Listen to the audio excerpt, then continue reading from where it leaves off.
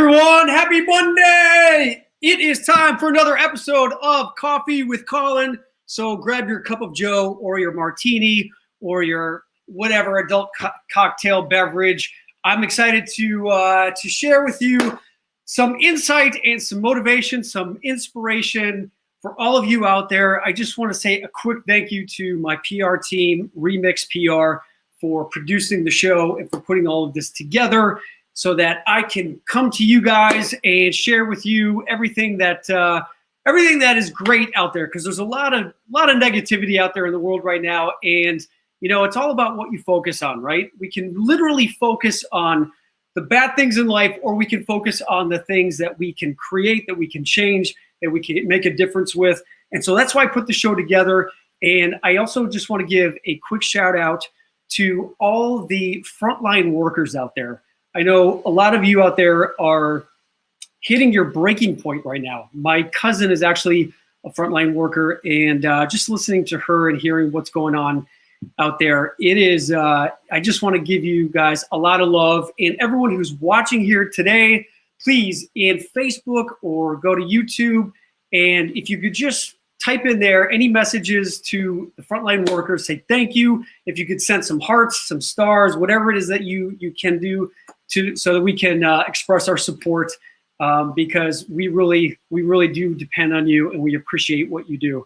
I also want to give a big thank you to everyone who is a part of this community. This has been an awesome past few months. This is season 2 now of Coffee with Colin. And thank you to everyone who's been a big supporter of all of this, everyone who's been a part of my Inspire group and who's purchased my book and is part of my Patreon community. This community is growing, and I can't wait to share more with you some of the things that we're going to be talking with my special guest tonight, who happens to be an American singer, producer, and founding member of the Grammy-nominated group 98 Degrees. And I secretly wish that I wasn't in a boy band, so I can't wait to ask this handsome young man what it was like to be in a boy band, and get to know him a little bit more, and what it takes to really be, to be a heartthrob. So without further ado, I'd like to bring on to you, ladies and gentlemen, Mr. Jeff Timmons of 98 Degrees. Hey, how are you, Colin? Thanks so much for having me. I really appreciate it. Excited to be here. Thanks for being here. I'm just making sure my autofocus on my camera works. There we go. We lost you in the haze for a minute, but now you're back. Thank you. Yeah, it kind of reminded me of that soft soap opera camera lighting that they used to do. When I was that's where I recognize you from. So it suits the moment. Anyhow, thanks for having me, man. I appreciate it. Well, thanks for being here. And this is awesome, because we're pretty much the same age. So that kind of dates us, but it's great to see that you've been working on a lot of cool stuff since forming 98 Degrees, and I've got a lot of great questions from my audience from Facebook earlier today, so I can't wait to get into those. But I just want to know, man, like, what is it like to be in a boy band? And did you ever think that this was what was going to be your life? Because I'm from Chicago, you're from Ohio, right? Yeah, I could tell you're from the Midwest with your accent. I was like, are you from Detroit, Cleveland, or Chicago? They're all very close. Some slight differences in the accent, but yeah, I'm from Ohio, so you know what it's like. I mean, this is what we dream of. Like I'm from a really small town in Ohio called Massillon, and I mean, it's being in a boy band or a pop group. Like we wanted to be a vocal group, not considered a boy band. But now that I'm almost 50, a boy band sounds pretty good, right? But yeah, I mean, you dream of these kinds of things, and to actually see it come into fruition, get to travel the world, and now 20 plus years later, still get up on stage, still get to sing in front of a crowd that seems a little bit even more exuberant than ever. It's a blessing. It really is. So, I mean, as much as you think about, what would it be like? And this is what I dreamed of. It's about 50 times more exciting than that. So, I mean, there are some other parts of it, of course, the business side that you don't expect. And, you take your lumps along the way and have that roller coaster ride, those high highs and low lows in the process. But ultimately, it's been a real blessing. It's been a real joy, man. Yeah, that's awesome. And so when you started the band, you were what, 20, 23, 24, would you say? I want to say I was 20 when I had the idea of actually doing it. I was in college and you know, yeah, this is an interesting story because I watched a little interview. The origination of the band was when you were in college. You were in Kent. I was in college and at Kent State. I was on my third college. And I'd always done well in school up through high school. But when I got to college, I was doing okay. I mean, I was about to graduate and everything, but it just wasn't for me. And I wanted to do something else and was looking for every excuse to do something else. And acting and singing, although came very easy to me my whole life, it was not a cool thing to do where I grew up. It was a big football town, and you know how it is in the Midwest. It's sports, and look, I'm 5-0, 100-0, but try to take my football career, like really milk that for as much as I could do it. But was trying to find something else to do, and started the group in college at a party to sing for some girls, and then just had this really crazy feeling that it would work. And, dropped out and went to LA, and the whole other part of the story that goes along with that. It's kind of a crazy thing that I did on the whim, but sort of had that feeling that it would work, and it did. So. Yeah. Yeah. Well, there's a lot of people that are huge fans of yours, including Rosa Haida here. She says that she loves you guys the best of all the boy bands out there. And, it sounds like our careers are very similar in the sense that being an actor wasn't really on my radar growing up here in the South Side of Chicago, as you can tell from my accent. And for me, it was like you just said, there was always something that just kind of, I wasn't sure like what I was doing. I was studying biology pre-med in college. And I as much as I thought okay, I could do this, it wasn't like what I was super passionate about. And when the opportunity came up for me to enter into this whole model search thing where I ended up in Europe and then into an acting class in New York, that's where I really found out, okay, this is something that really speaks to me, that resonates with me, and I feel like I want to devote myself to. But for a lot of people out there who may think that they have found what it is that they want to do, but then taking that huge leap to leave home, go to LA or go to New York, to pursue something that maybe there's not a whole lot of security or certainty with. What made you go out to Los Angeles, and what made you think that, okay, you know what, there's a chance that this could happen? Well, look, I grew up in the same sort of probably environment and upbringing that you did in the Midwest, blue collar. And my dad was always like, school, you guys are going to school. I mean, nobody, he didn't go to school, but was in the Army and then always had success outside of that in business and consistently, and still has furthered himself because of his hard work and his work ethic. But he was always like, I wasn't afforded the opportunity to go to college. And so I was like, man, when I decided that I wanted to sing and try this, I was like, man, how am I going to break it to my folks? And what are they going to say? But I was so passionate and felt that really strange feeling, that intuitive feeling that it could work. And a lot of people said I was crazy from my hometown. Now they've since come around, right? And we knew you'd make it. You know how that goes, right? Those fair weather friends, and certainly that kind of comes with the territory. But I was kind of looked at like, what a whack job. This guy's left school right before he's about to graduate and go to. I say follow your dream. I mean, follow your dream, and if it's something you're compelled to do, and sometimes that intuition is right there, and that path is clear to you, and it's not that Robert Frost quote. It's the road less traveled, and it's not the common thing to do. But if you feel compelled to do it and it's in your heart, go try it. If it's a passion for you and you feel like it's your destiny, which I did. And, ignorance is bliss. Had I known the odds, right, maybe I would have changed my mind.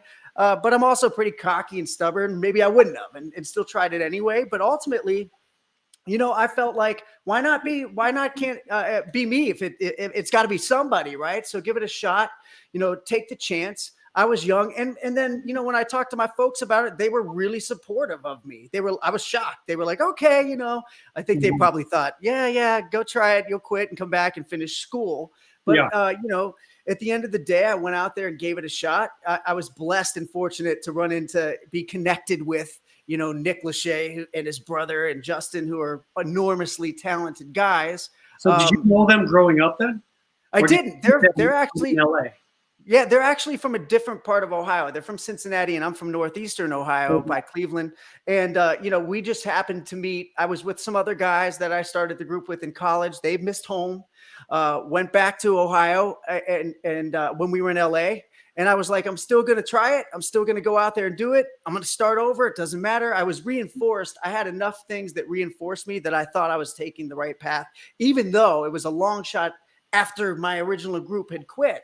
Yeah. And I met somebody that went to school with Nick, and it's kind of a long story. That it was an actor in LA that he joined the group for a while, and he was like, you gotta listen to my guy Nick. And I hadn't even seen what Nick looked like. I heard a tape. A tape. You remember those? If we're the same age, a tape with, of course. Yeah, a tape, of course.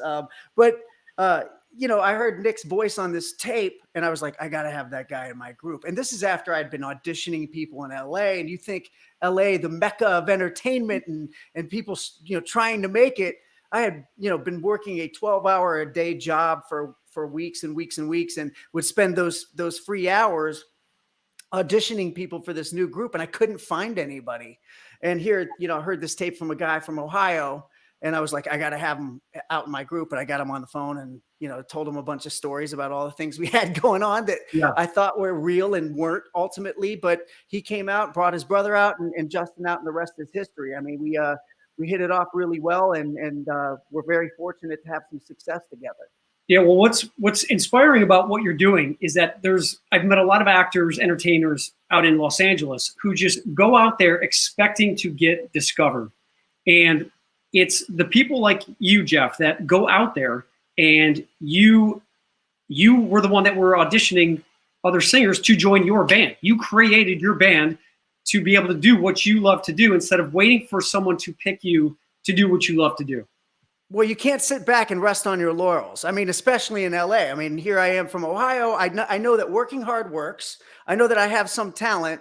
But I know that working hard works more than having talent, right? So you get to LA, and I kept running into people that were in the industry, or, quote unquote, kind of in the industry, but there were a bunch of guys, young guys my age and younger, or a little bit older, and they all had the same story, right? They were way better looking and probably more talented, but they were like, I need a new set of headshots, or I need just a little bit longer in my acting class. Or they would, get calls to go on auditions and had partied all night long and put their parents' credit card down and maxed it out. And, and then they were more into the stuff that surrounded the art form and that surrounds making it than really the drive of wanting to make it.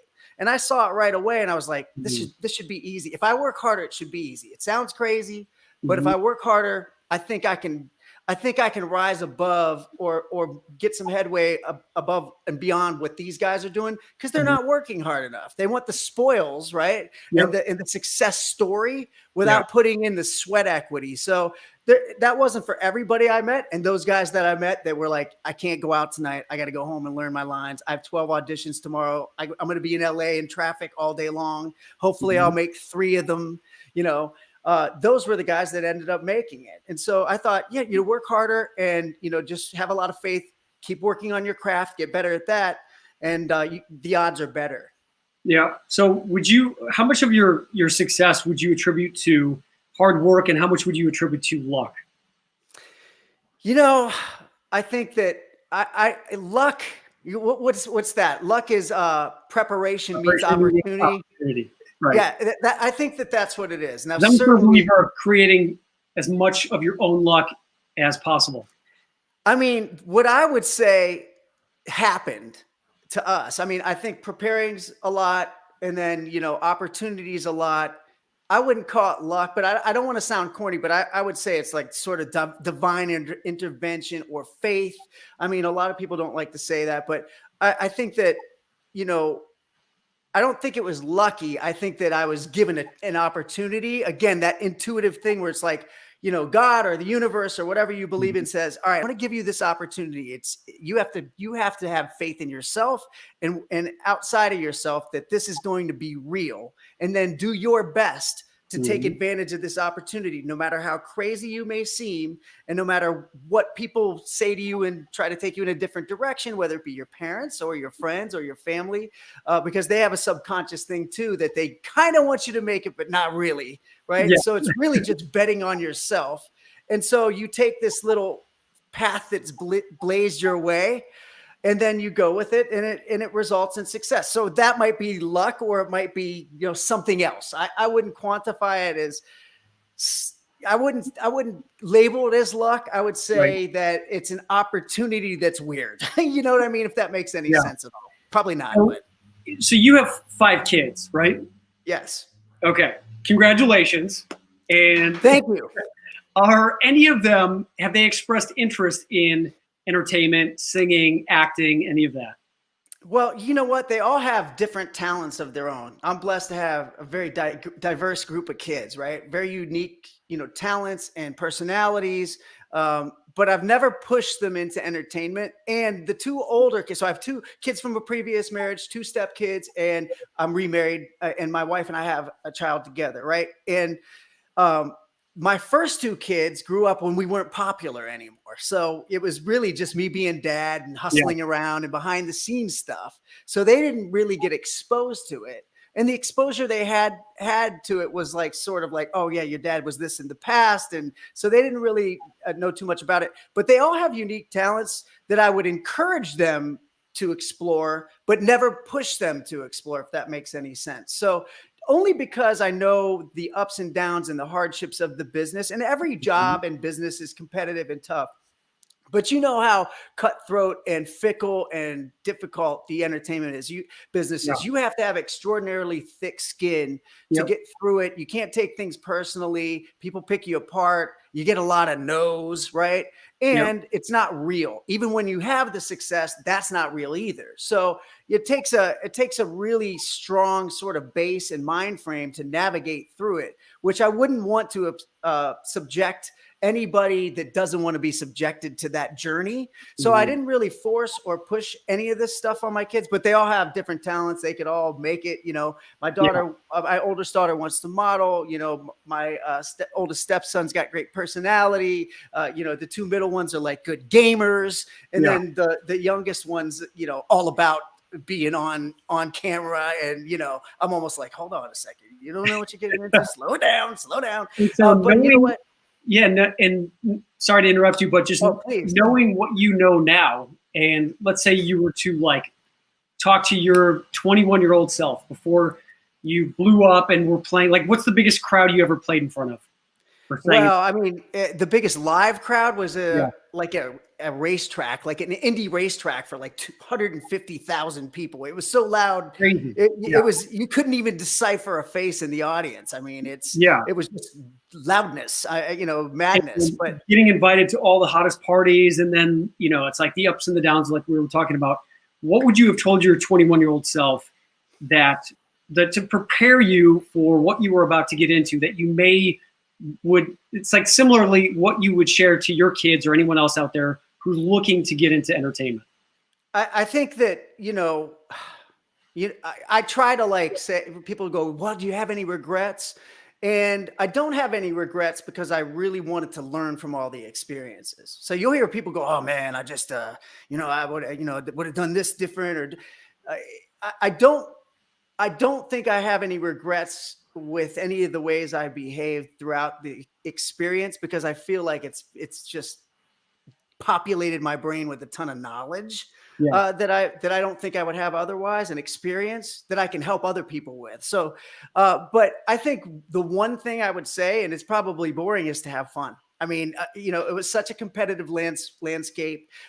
We were, as a group, and still are, such perfectionists that, we were, and of course we were being compared then to, and we're happy to be compared to them, Backstreet Boys and NSYNC, 2 of the biggest groups of all time. But we're like, oh man, those guys are bigger than us, and they have bigger crowds. And, there's a group behind us, 3 groups behind us that are ready to take our place. And, here we are performing with Mariah Carey and Stevie Wonder on The Tonight Show in front of Michael Jackson. And we're just worried about making sure it's perfect, So was that a lot of pressure that was put on you guys to kind of be at that same level, or to surpass or compete? Yeah, I think it's a natural pressure that was put on us by ourselves. I mean, I think that, the labels and management, and certainly they would let us know that it's riding on us, don't screw it up. Here it's a once in a lifetime chance, but we already had that pressure amongst the four of us. So, when you put that sort of pressure on yourself to perform perfectly and look the right way and make sure this and that,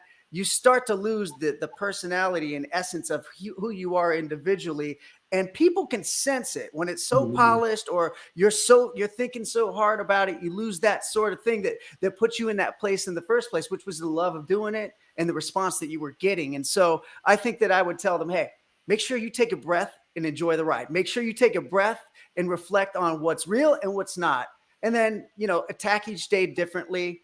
Know what the drivers are, know what the stimuli is around you, know what's real and what's not. And you can invest in how fake it is, especially when people are putting you on private jets. Girls are all over the place, there for you anywhere you go. Fans will tell you what you want to hear. People in your camp will tell you what you want to hear. But ultimately, take a deep breath. 2 days ago, nobody knew who you were. 3 days later, you're one of the most famous people on the planet. You've got to really take it in and understand what's real and what's not, but also enjoy the ride, because it is a once in a lifetime experience. And I think that 1 in 55 million people get to, sell the records that we did and go on that journey or something. It's really crazy odds, but again, take it in, because now we look back, oh man, look at all that. I'm going, wow, we did that. Oh, I don't remember having fun at that, singing for the president. I remember throwing up and being nervous, Yeah, I was going to ask, did you ever get nervous, stage frights? Because there's a lot of actors who I know who literally, like, they say they want to throw up before they go out on stage. And I think that's just part of, that fight or flight response that we have as human beings. And that's what I talk about in my book, because it was a big thing for me when I was great in acting class, where there was the pressure wasn't really there. And then when it was like, when I started to get some encouragement from my acting teachers, they were like, you know what, you're good enough to go out there and actually go on some professional auditions. And you're like, oh no, I gotta go do it. This is a shot.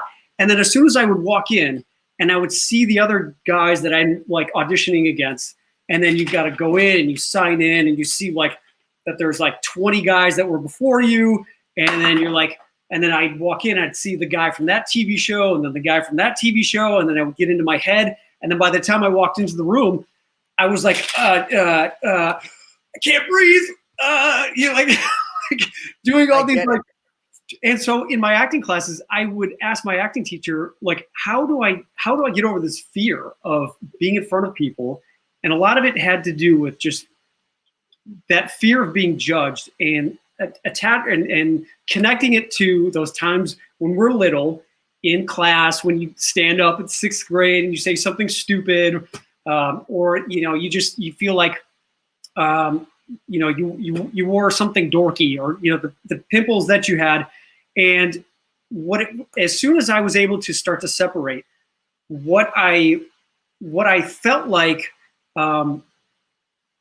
people were judging me for, and my acting teacher gave me some really good advice, was instead of going into the room of trying to get the job and win them over and get them to hire you, walk into that room as if you are offering them the gift of you, and you are there to help them find the best actor for this role. So then it took the pressure off, do they like me? It was more like, all right, let's go in here. Let's see what these people have to say. I'm going to come in here, give my best. And if I'm the right actor for this role, then the acting gods, the universe or whatever will make it happen. And if I'm not, then I would normally see the role that I was auditioning for. And once I saw the actor who got it, I was like, I can see why they got it and I didn't. So you took it less personally, right? Yeah. Isn't it funny how it's all in your head? So, my whole thing was less about competition with other people, because I already know my shortcomings, right? I go through them every day. It's a whole thing that I got to go through every day, right? It's like, damn it, leave yourself alone for 5 minutes, right? But look, nobody's a bigger critic of myself than me, right? So mine was less about competition with other guys. There are guys that are way better looking, way more talented. And I'm like, well, that I don't have what they have to work with. I have to do the best with what I have to work with. And that's as far as I can go. And so the inner critic in me is more focused on, all right, how can you do your best and perform your best? And that turmoil, getting nervous. I mean, I got nervous before this podcast. I get nervous, and no lie, I get nervous before performing at my kids' school or reading a book in class to kindergartners. And the same nerves performing in front of those 200,000 people or being in front of TV used to really kill me. I'm going, oh my God. There's no escaping this. This is millions of people. And, you know, the cameras are focused on me and I got to make sure I do it the right way. But at the end of the day, you've got to go out there and perform, right? That's what I signed up to do. And there will be times when every time I'm about to get on stage, I'm going, why am I doing this, man? Why am I doing this? And then you get on stage and it's the best thing in the world. You get reinforced and you're going, oh, this is why I'm doing this. This is why, you know, you see those faces, you see people singing the words of your songs back to you and, you know, or writing you notes or DMing you on your socials about how your music has affected them and helped them and encouraged them and encouraged other artists. I mean, so you're going, oh, this does have the rewards that I hoped it did. And then beyond that, but yeah, I mean, I used to get nervous and I'd go in, you know, I went on one commercial audition and I walked in, it was for a Navy commercial. And I remember going in and I had gone on, I was not auditioning for acting. It was for my brother's roommate and his agent called for him. And she said, will you go on this? And I'm like, I'm not an actor. I'm trying to be a singer. And she said, you go on this. It's for the Navy and Navy commercial. And I went and these guys were like studs, strapping, good looking dude. I'm like, and they all look the same. And I'm like, I look nothing. Yeah. Like I've got no chance. And so, but I was like, hey, you know what? Go in and just never know until you show up. And I ended up getting the role. And I went in going, well, you know what? I have something different to offer than these Ken doll looking dudes. I'm a shorter dude with a crooked nose. And maybe I have a different look that's like the guy next door, right? Rather than the most beautiful guy on the planet. So, you know, I ended up getting the role and it was a great experience for me. It gave me a little bit more confidence to go, hey, you know what? It's not that crazy. Do your best. Always try to improve on it. But again, you know, going back to what you were talking about, what I would tell my kids is don't obsess about it so much that you're not enjoying it. I try to, and I still have trouble balancing that. And you know what this is like, and you just describe your process. But you know what that means is we care about it, right? We care about it enough to make sure we're doing the, you know, and LeBron talks about this all the time. And I love LeBron James. I'm a huge fan. He says, respect the game, right? We respect the craft of going out there and singing, doing it to make sure we're doing it justice. And yeah, you know, you get a little shine and you're cool in the process and get to do some of this cool stuff, like go to the parties and win awards and sing on stage with it. Those are the ancillary things, the extra things that are cool. Yeah. Yeah. And it sometimes just takes someone just to remind us of that very thing, because for me, the way in which I got over my nerves was just putting in the work. Like the more that I rehearsed, the more that I just dealt with my acting teacher to make sure that, you know, that I felt prepared, the more confident I was going into my auditions. And then before going into like for a TV job, you got to audition first with the casting director, then you audition with the casting director and the producers. Then if they like you, they bring you back to the casting director, producers, and the director. Then they bring you back for the studio. And then you're in a room of like, you know, 20 people. And then if you like that, and if they pass you through that round, then they bring back like the final 3 guys. And you're going to the network. So you go to like CBS Studios in a big auditorium. And I literally would just have to remind myself, because you're sitting in the hallway and they give you these contracts where like, okay, for first year, you're going to be making this amount of money. And then second year, this amount of money. And, you know, your lawyer's like, so I'm negotiating a double banger trailer for you and making sure you have fully beans. And I'm like, dude, I don't even know what a double banger is. I haven't even booked this job. Like, quit talking to me about money and deal points for year number 7. Let me just go in and get this damn thing. And get your job done. Exactly. You guys handle that. Here, I'm going to sign it. And then you're sitting in the waiting room, and the casting director would come out and be like, okay, you know, Jeff, you're first, Colin, you're second, and Mike, you're third. And then, you know, the first guy goes in, he comes out, and then that fight or flight pops up. And I would just remind myself before I would go into the room, that very thing, I would just remind myself, just have fun. Why are you doing this? I came out to Hollywood because this is supposed to be fun. This is supposed to be, like you said, be your authentic self, because that is what resonates with people, and that's what people fall in love with. And I can see now why you have been so successful over your career, and it's been sustainable, because that's what you embrace and that's what you bring to the table. So kudos Well, I to you. appreciate that. And look, isn't it interesting? You're talking about the process, and you're like, this verse, then this verse, and this verse. And how many people that you met along the way that were going out there to be actors, they're like, what? I just want to do the one, let alone, these 5, 6 other levels. And, at any time, in the back of your mind, I mean, it's like, I'm on to the next, I'm on to the next, I'm on to the next. But they can say no at any time.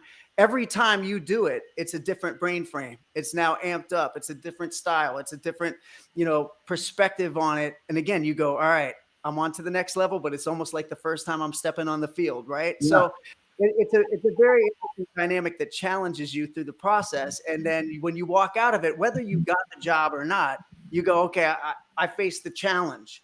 And I tried to better myself. I tried to enhance how I perform, but I've gotten to the next level. And all of those things are reinforcements for you if you take them that way. If you take it as, I'm not good enough, that's it, I'm done. I'm gonna pack up, go back to Chicago, I'm finished.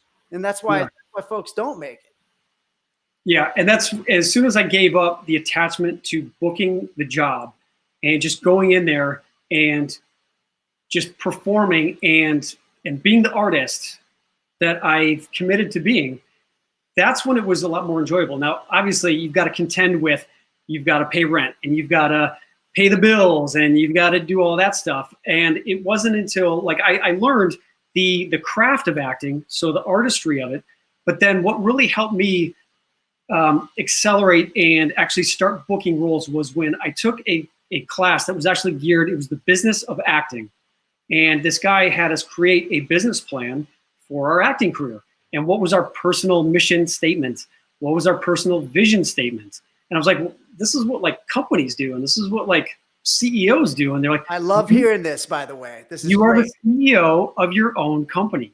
And as soon as I started to take on that mentality of, okay, that's right, I am the CEO of Colin Egglesfield Incorporated, and it's not just about the artistry. How can I leverage my relationships to be in the right rooms, to meet the right people, to then get that audition? Would you say it's similar in the music industry, where you've got to have that business mentality because it's show business? It sure isn't. Yeah, it's the business of music. You have to. I mean, you are your own. Well, look, and this is kind of a played out term or an overused term nowadays with what people are talking about when it comes to their brand, right?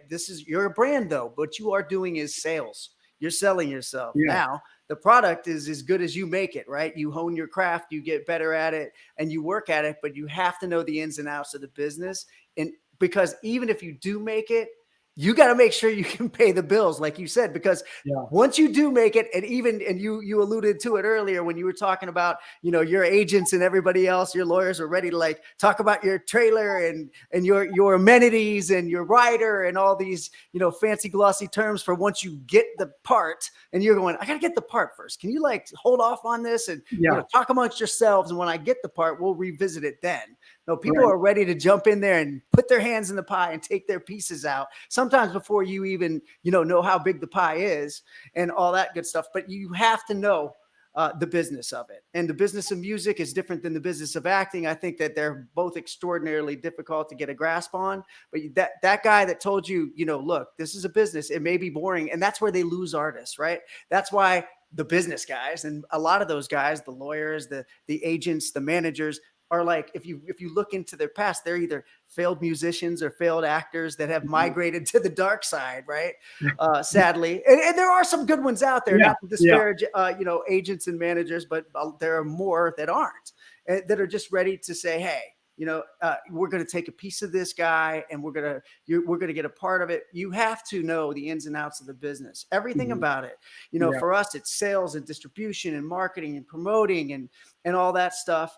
and you have to understand how to align yourself with the right people and use both. I say this a lot, use both sides of your brain, right? The technical side and the creative side, or it's futile. And unless you are blessed enough, and very rarely does this happen, that you're surrounded with a team of people that really are invested in you and care about you and believe in you. And that happens occasionally, but throughout my career and my group's career, that wasn't the case. Nobody cared about it more than us. And we certainly did. And most artists have these horror stories. We certainly did have, a lot of people that had their hands in it to take out, pieces that weren't even there sometimes. So I love that guy taught you that. And that's an invaluable lesson. It's boring and it's not fun. And well, I want my manager to do it. Well, look into all of it and, learn the ins and outs of that boring technical stuff, because it's really important, because it's your art. You're creating it, and it's your energy that's going out there. Yeah. And would you say you guys as a group collectively had like an idea of what you wanted to do, and then maybe had like a manager or tour people telling you what to do that felt like it was against what your instincts were telling you? Yeah. I mean, pretty much the whole entire time. Until and did you follow them, or did you follow your instincts? Well, we were young guys that didn't know the business. We followed them. I mean, we were like, wow, this guy's going to get us a record deal. Let's trust. We don't know him at all, but let's believe everything he says. He's got a picture of LL Cool J on his wall. Right. You know what I mean? He's backstage at a concert. He's got a lanyard. He must be official, right? So, and here we are from Ohio, 2 weeks ago, we're, sitting around drinking 40s in the basement, you know what I mean? And watching this stuff on TV, so, you obviously go, well, I don't have a pedigree to tell Right. this guy he doesn't know what he's doing. He's a manager, or this guy's a producer. He should know. This is what he does. Look, fortunately now you have more tools at your disposal. You have social media. I mean, you can go on and Google folks and find out backgrounds and get other artists that have worked with these people. But back then it was, all right, this guy says he's going to get us in the studio. Let's do it. And did you get burned because of it? Oh, absolutely. I mean, absolutely. And then, look, you even at those times, when we were starting to bubble under or really start to make the label a lot of money and managers a lot of money, then we started to get surrounded by these other people that were, these big official agents and managers in the industry that, oh my gosh, we're with this big agency now and this big management. We're really making it. They're really going to look out for you. No, not if you're not paying attention. There's a checks and balances while you're going on all those talk shows and doing those in-store signings and those concerts and performances. You still, even though you're tired after all that, you still need to look at the contracts. You still need to ask questions. And then, that age-old thing where people say, hey, if someone gets mad at you asking a question, you need to run for the hills, because somebody that cares about you is going to want to educate you and make sure that that kind of stuff. It's really important. I mean, so great advice. Yeah. So I'd like to switch it up a little bit now and talk a little romance here, if we may. Do it. So you've mentioned that you've been married twice, right? Yeah. So with your relationships, what would you say is key ingredient to having a successful relationship? Listening. And you can tell I like to talk. So, that's an exercise I try to practice a little more daily. Listen instead of talk, right? Don't talk over your partner. Listen to what she has to say or he has to say. For me, it's, I think I know everything all the time because of the experiences I've had, but I also forget, oh yeah, that person has also had experiences that you should probably pay attention to. So I think listening is the most important thing. And what do you find most attractive about your wife? Oh, there are a lot of things I find attractive about her. She's obviously beautiful on the outside, but also beautiful on the inside. And one of the things that I really love about her, and as much as she's attractive on the outside, is that she supports me. She supports me. I've had great people supporting me throughout my life to an extent. And that includes family and friends. But not all in like my wife is. My wife is all in with me. I was at a downtime. I went through a really bad divorce, downtime. My career was not doing anything for a long time because music had changed. The group wasn't together. I was doing a ton of behind the scenes stuff, hustling. And she came in and was like, she was like, pick yourself up. You need to be doing this and doing that. You're a star. Get out there. And she kind of dusted me off and threw me back out there. And I was like, well, you know what? It's like Stella got her groove back. I'm like, all right, thanks. So I attribute that all to her, all to her. I've always been a confident guy. And when she came into my life, I had been beaten up pretty hard by the business and, the universe and the world and people. And I didn't have a whole lot of confidence. The stuff that I was made up of that made me was gone. And she came in and turned it all around. It was like an epiphany. I'm like, oh yeah, I probably should get out and perform again and do this stuff and have that confidence and that charisma that, was able to, in that work ethic that was able to get us some success. So, I love that about her. Sounds like a great friend. She's a great friend. She really is. And especially in this business, and it's really hard to find people that are true friends that you can lean on because they assume that what I found most interesting about this business that and people that have known me my whole life or in later years when we started to become successful, that other people change more than you do. Like people expect you to change, but if anything, because it's so crazy and so unreal and so up and down, I would try to reflect and figure out how to handle it and become more humble and be more introspective on how I wanted to be as a real person when this goes away and then comes back and goes away. I want to go, all right, who am I and how do I want to be? But everybody else surrounding me changed. And so when you find a person that, really likes you for you, whether you're glossed up or whether you're wearing, dirty sweatpants and with no money, that's the person you got to hold on to for sure. Yeah. So Sting, I heard, I read a quote. He was asked, what's the secret to the longevity of your relationship with your wife? And he said, well, I love my wife, but more importantly, I like her as a person. And I think that said a lot with regards to, you may be infatuated with someone. You may think that, we all kind of think like, well, we have to look a certain way for people to find us attractive. But, I keep reiterating that, it's all about, sexiness and attractiveness is, you can be attracted to someone initially, but then after like 2 or 3 weeks of going on a date with like a supermodel, I'm like, okay, there's nothing here. And I'm not saying as much as you're hoping for it to talk about, but I find it just much more refreshing when I could just feel like I can relax and just have a really good conversation, share a glass of wine, and just be real and let my guard down and know that person like wants to get to know me for me and not just because of what I've done. And nothing like being able to be yourself, right? I mean, we're always supposed to be on. You're always supposed to say the right thing, look the right way. And you start to get so used to doing that. It's a performance that you start to do it in your personal life. And it's that thing about being real, being yourself. Yeah. And it's really hard to find someone that'll just accept that no matter what, the good and the bad. And sometimes it's more bad than good. And if you can find somebody that means they love you, right? They love you, absolutely. Right? Not what you're supposed to be or not what you're supposed to do for them, that they love you. And that's a rare find. And so, I kind of felt that. I'm like, wow, I gotta hold on to this one. This is a life raft for me. Hold on tight. Awesome. All right. Well, we've got some questions from our audience. I did a little Facebook Live earlier today and got some good questions here. So first one let's see. The first one here is from Miss Amy Krause. Who are your inspirations when it comes to music? Oh man, there's so many. It's really tough to put that, put one of the inspiration the most that was the catalyst for me to start the group was Boyz II Men. But I'm a huge fan of music. Of course, loved Boyz II Men, wanted to mold and model our group. We all did after Boyz II Men, their harmonies and their love songs and all that stuff. But it's all over the place. Now I like Bruno Mars and Sam. What's his name?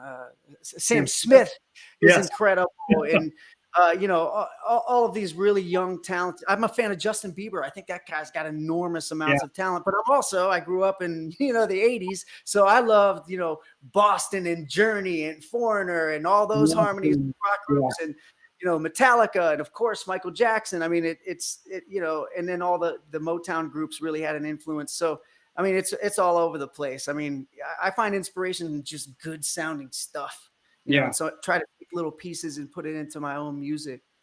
By the way, so the book I wrote, it's called Agile Artist, and it's all about tapping into that right side of our brain, our creative side of our brain.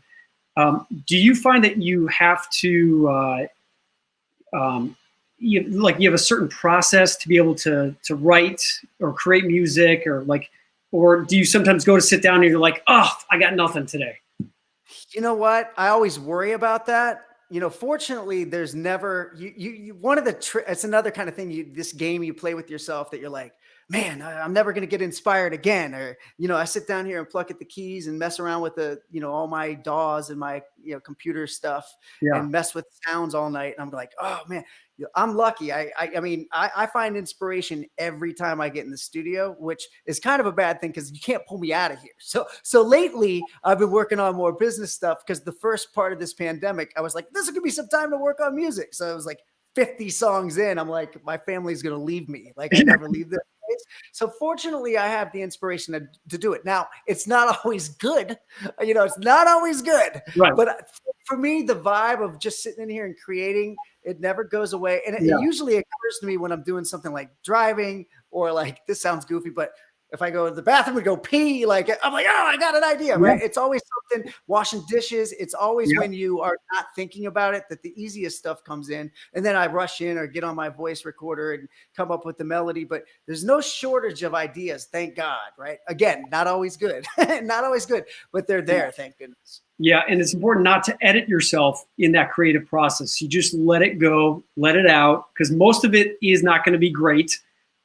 I'm not. Yeah. I mean, from my experience, like the first iterations of things are never that great. From my experience, and then you keep working at it and you refine it to get to a point where, all right, this is actually, there's something here, or you know what, that was a nice try, swing and a miss. Let's go on to the next. Very rarely do you just like lay it all out the first time. And you'll hear these stories. Well, I wrote that song in 30 seconds. Yeah, you wrote it in 30 seconds and then fixed it for about 3 months, right? I mean, it's that process. The interesting thing about that I think that is, that sort of blocks artists and creators is sometimes they fear finishing the product. So you can get into that molding and that malleable space for a long time, but I would advise people to at least create a finish to it, because there are tons of people that create these things and then put them on the shelves and they're like, oh, the shelves. And they're like, oh, it's not done. It's not done. But at least create a finish to it, because then you can go back and always tweak it. It's like this block that some folks get, but, and I have it too. I'm like, I've got, 1,000 songs and starts of songs in there, but every time I finish one and get it out there, they're like, well, change this part or change that part, and we'll put it in this movie or this TV show or this video game or something like that. So, I noticed I started getting more of those placements when I started finishing the songs. Yeah.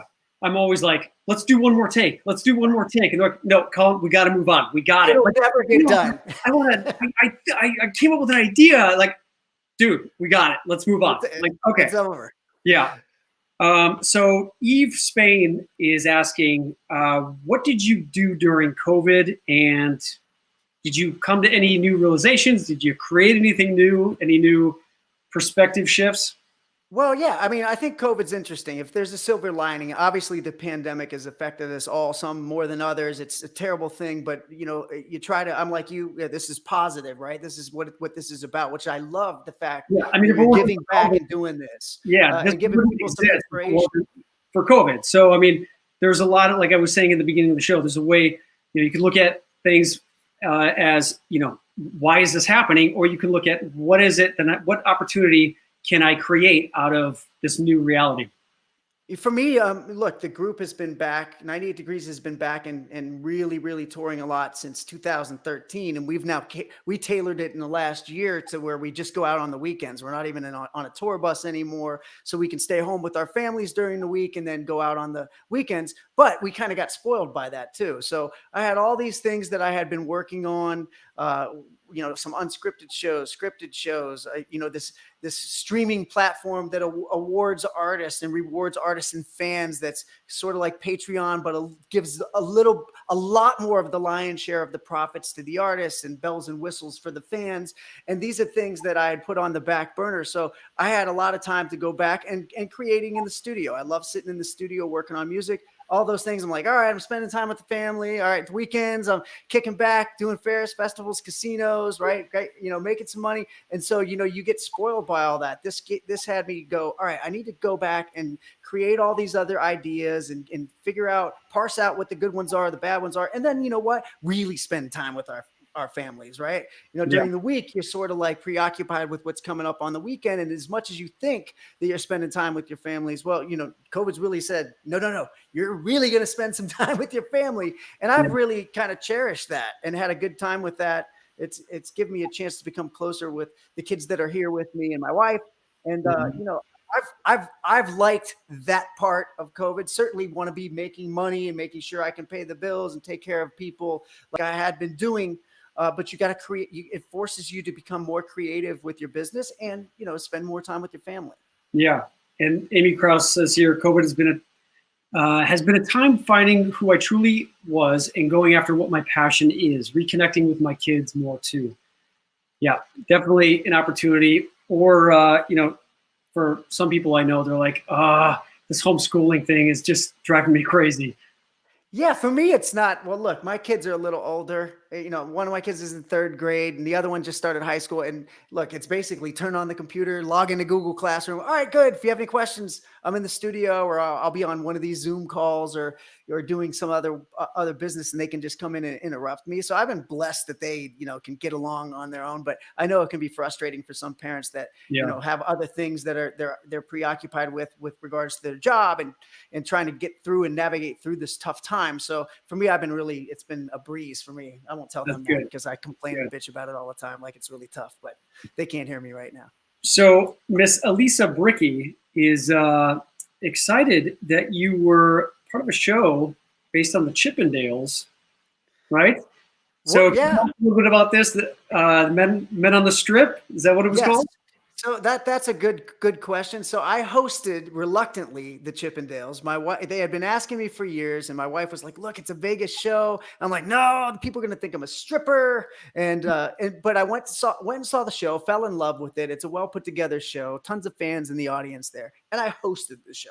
At one point, the novelty was me ripping off my shirt, which entailed me to get back into shape. I lost 30 pounds to just rip my shirt off for 30 seconds. Wow! And then if you saw the other guys that are around me that are like about 1.5 feet taller and about 300 pounds of shredded beef. I get it. As soon as I took it off, threw it out into the stage, I'm like, bye. And then, of course they took over, but I thought that there was something there. This was pre-Magic Mike. I was like, look, let's come up with a different version where the guys sing, more dancing and, more polished show. Not that the Chippendales isn't cool. I wanted to come up with a little bit more of a sophisticated show. We created Men of the Strip with some great partners, went on the road, did 42 cities in 49 days and just watched it grow and grow and grow to where the point we were selling 3,000 tickets at some of the shows, which is like unheard of for a male review. Created a show that was on E! It wasn't that great of a TV show, short-lived, but nonetheless a cool experience for me to be a part of it.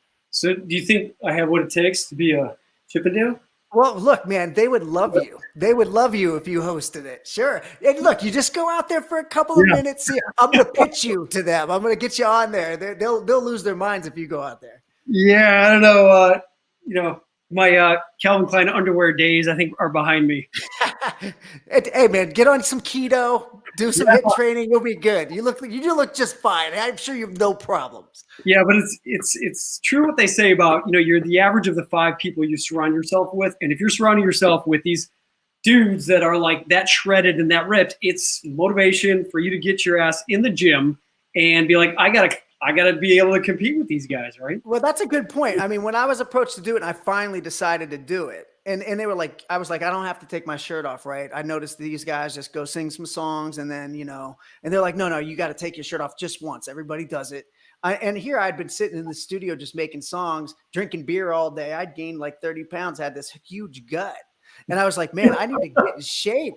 I said, even if it's for 2 seconds, if I come out there not looking good, I'm cooked. Oh yeah. Right. Yeah. So I was like, I worked, and it was good. I needed it. And I got in shape. And then, I've tried to keep myself in shape since then. And it's good for everything. It's good for your mind, obviously your body, and this as well as I do. People look at you first before you're talented. You gotta look good on stage, and then, they'll recognize, he's a good actor too.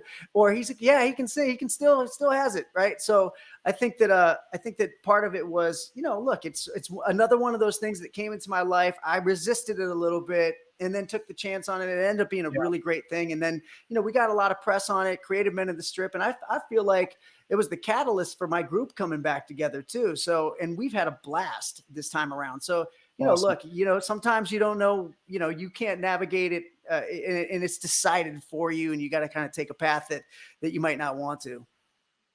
And one last question: if you only had to sing one 98 Degrees song for the rest of your life, what would it be?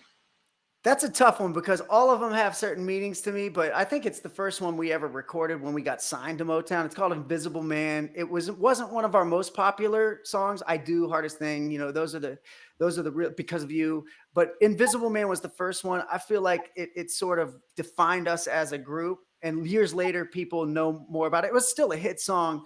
But I just love the lyrics in that song, the melody of that song, and it just never gets old to me. None of the songs really do because the crowd always reacts differently. I know that some people are like, I'm singing the same song again, but I really like the way people react to us performing it. But Invisible Man would be my favorite.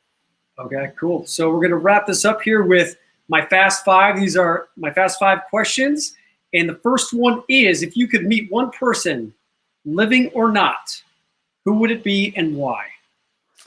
This is kind of a boring one and a weird one, but I think I'd like to meet Elvis. I mean, Really? I was kind of an Elvis fan, and I know that's not a popular answer nowadays, but I liked Elvis. I think that he was a talented performer, had a great voice, and just an interesting mystique and persona. It'd be cool to meet him. I mean, that's not like Abraham Lincoln or some great historian that changed the world, but for me, Elvis is my pick for now. It's probably changed later. Awesome. What is your favorite movie and why?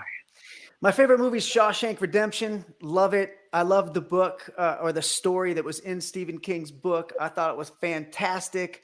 And usually, look, those books the movies aren't as good as the books. I thought that this one in particular was great. Great soundtrack too. Amazing. Thomas Newman with the music in it and great acting, and just loved it.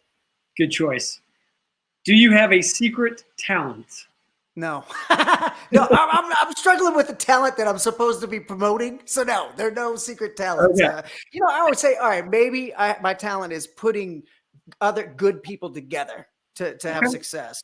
Yeah. And so, Quincy Jones is my idol. He's a great producer, and as talented as musician he was really great at putting all these tremendous artists and musicians together. And I feel like if that's the behind the scenes talent, I think is better than in front of the scenes. Good one. Favorite word, sound, or smell? The favorite sound is the laughter of my family, of my children and my wife. Because look, it's really hard to come by, right? Being a dad and a husband is not an easy job to please everybody, right?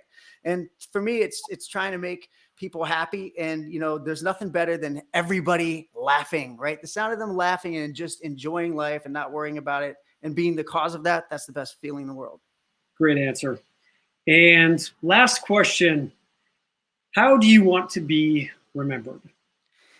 You know what? I think that, I want people to remember me as when I walked into a room, they left feeling better about themselves than they did going in. Anytime somebody says, "Hey man, wow, you're actually super nice. Oh my God, you're kind of cool. Wow, you can talk. You have a brain." Yeah, right? Any of that stuff, and people end up leaving. And I always find it important for me to really recognize, because a lot of times you know how this is when you go into rooms, people expect you to act like it's about you. And you've learned over the years, and I feel like this is part of the Midwest upbringing and the experience of being in the business for a quarter of a century, that you got to make it about other people, right? Yeah. You got to make it about More other to people. myself. I want to hear what other people are doing. Like, I hate talking about myself. Like, so how you been? What have you been doing? Tell me what you. I'm trying to take a break from myself. Unfortunately, there's no way to leave and then come back. Yeah. But you know, yeah, I agree. I mean, I want to know about other people, and if you do it in a genuine way, and people feel it, they like you more, right? And you want to be liked. Everybody wants to be liked, but also, you know what? Hey, I felt great. This guy was cool. Like, oh, he's just a regular guy, you know. And that's the goal, exactly. right? Yeah. Jeff, thank you so much. You get to ask the 8-ball a question, anything you want. This is the universe. We've been together now for about an hour, so the energy is flowing between us. Anything you want to ask the 8-ball.